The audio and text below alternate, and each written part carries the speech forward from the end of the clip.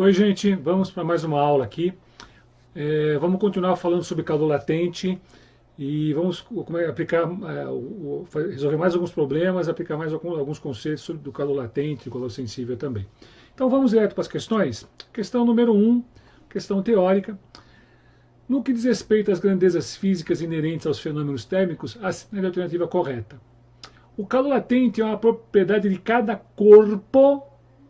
Não. O calor latente é uma propriedade de cada substância. O calor latente é uma propriedade da substância que depende da natureza da substância e da mudança de estado. Então não é. A capacidade térmica é uma propriedade de cada substância? Não. A capacidade térmica é propriedade do corpo. A capacidade térmica depende da natureza da substância, calor específico, e da massa do corpo. Então não é. C. O calor específico sensível é uma propriedade de cada substância ou material e varia com o estado físico da substância do material. Perfeito. O calor específico é uma propriedade que depende da natureza da substância e também do estado em que está a substância. Tá? Então a alternativa correta é a alternativa C. Tá bom? D. A capacidade térmica e o calor latente são propriedades de cada substância? Não, como a gente viu, capacidade térmica é propriedade do corpo. A capacidade térmica e o calor específico sensível são propriedades de cada corpo? Não, porque o calor específico é propriedade da substância e do estado em que está a substância. Então a alternativa certa é a C de carinho. 2.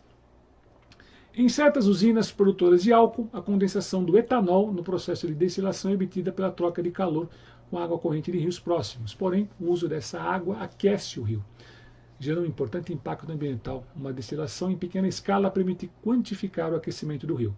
Utilizando um condensador, como mostrado na figura, a destilação produz 10 gramas por minuto de etanol a 28 graus Celsius. Então, no final do processo, você vai ter a cada minuto 10 gramas de etanol a 28 graus Celsius.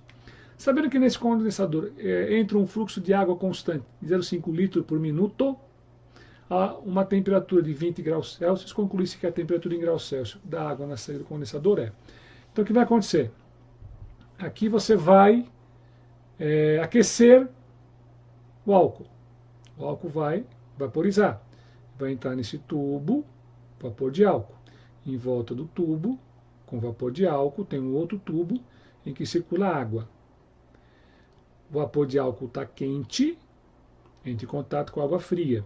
O vapor de álcool perde calor, a água fria ganha calor. O vapor de álcool ele vai condensar, vai virar líquido, só que durante a mudança de estado a temperatura é constante.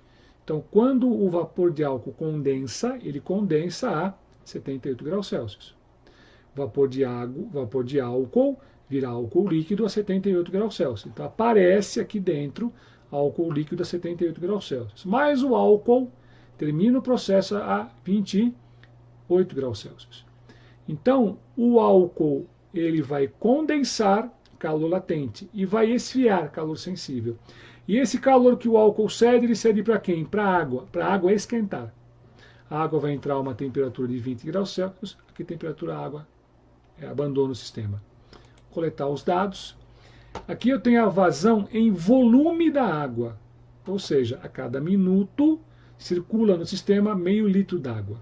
E eu tenho a vazão em massa do álcool. A cada minuto você produz ali 10 gramas de álcool. A temperatura final do álcool é 28 graus Celsius, a temperatura inicial da água é 20 graus Celsius.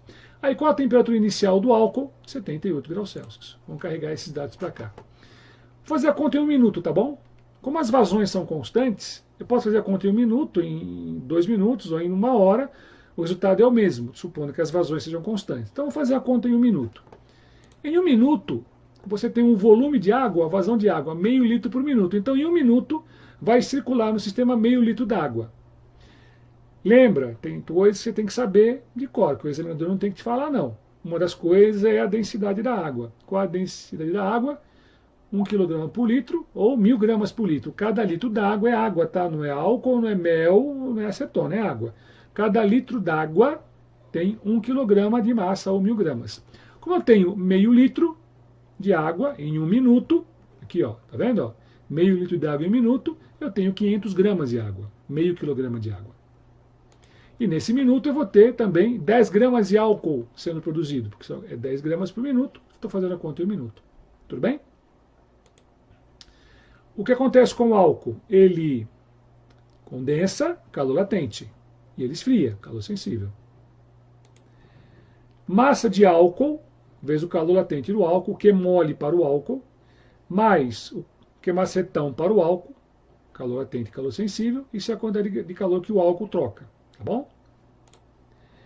Aqui tem uma coisa que tem que prestar atenção. Ele me deu aqui o calor de vaporização do álcool. Presta atenção.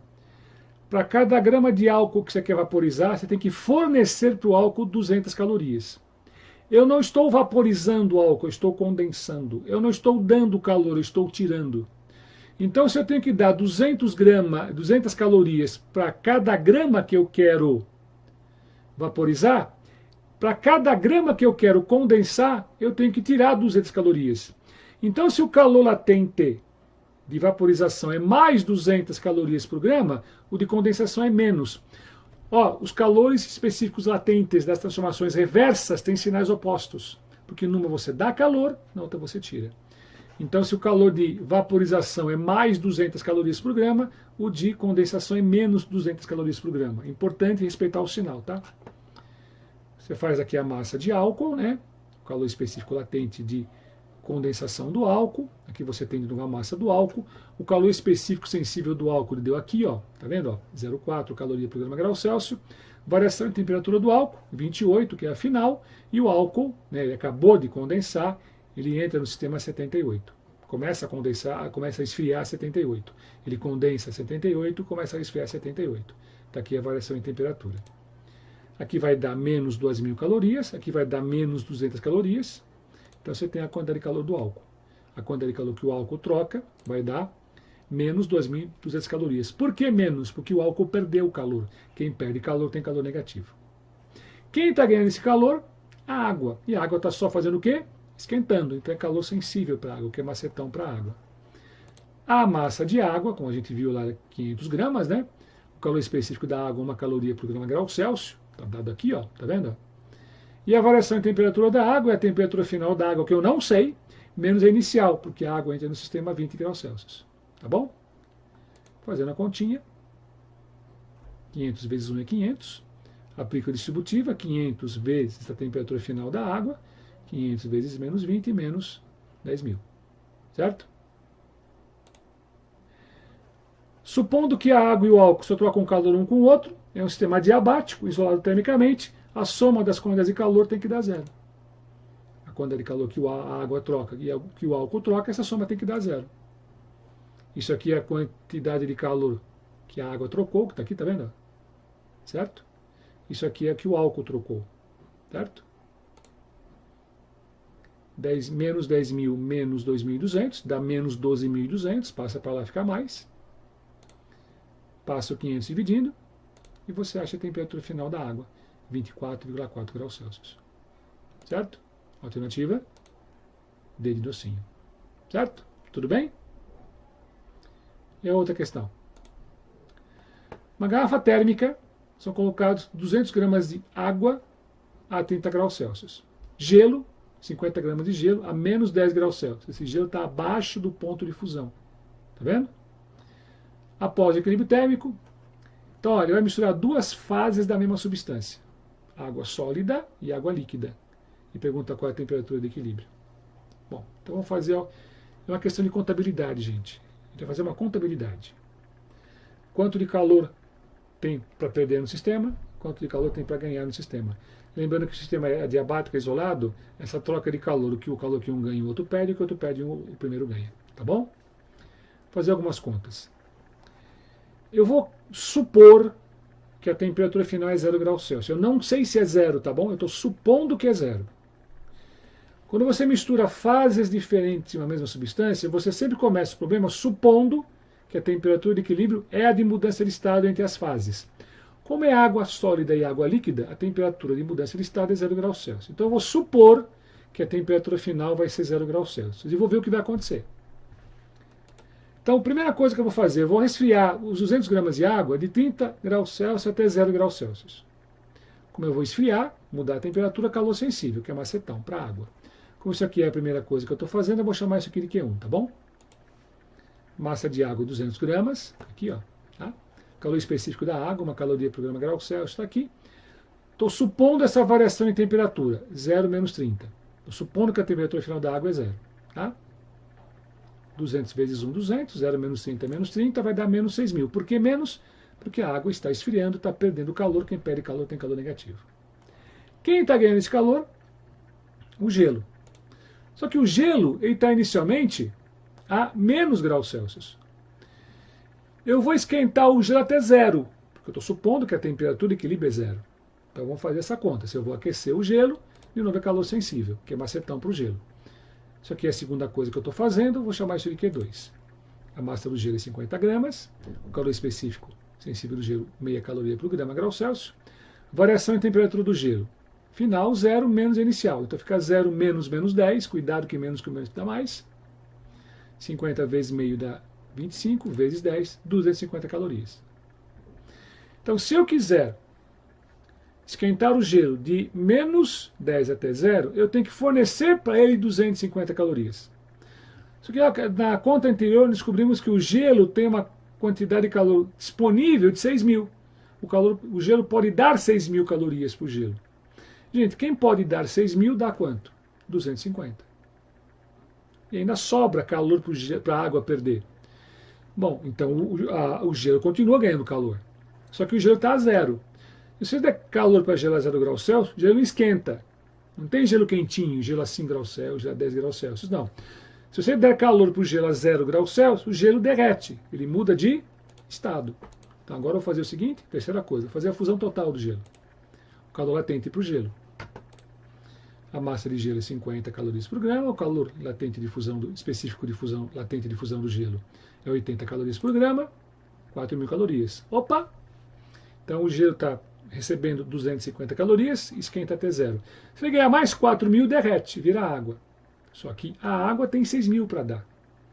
Então as 6.000 calorias que a água tem disponível, elas conseguem fazer o gelo esquentar até 0, 250 calorias, e consegue derreter o gelo, 4.000 calorias, e ainda sobra calor no sistema. Só que não pode sobrar calor.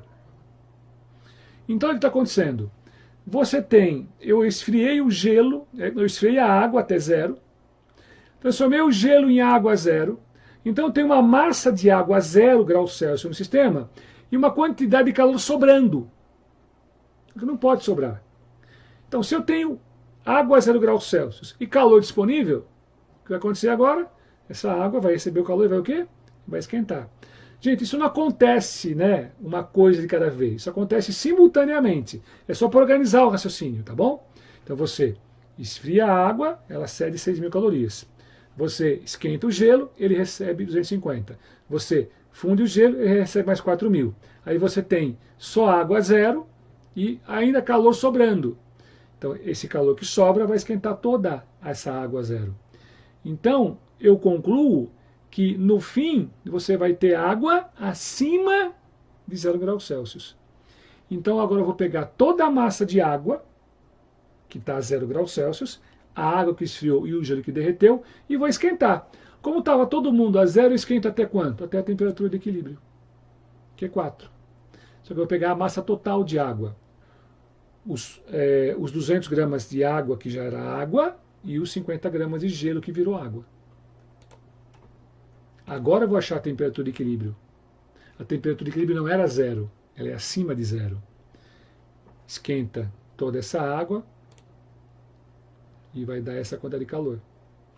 Como o sistema é adiabático, a soma das quantidades de calor tem que dar 0. O Q1 mais o Q2 mais o Q3 mais o Q4 tem que dar 0. Menos 6.000, mais 250, mais 4.000, mais 250 θe, que dá 0.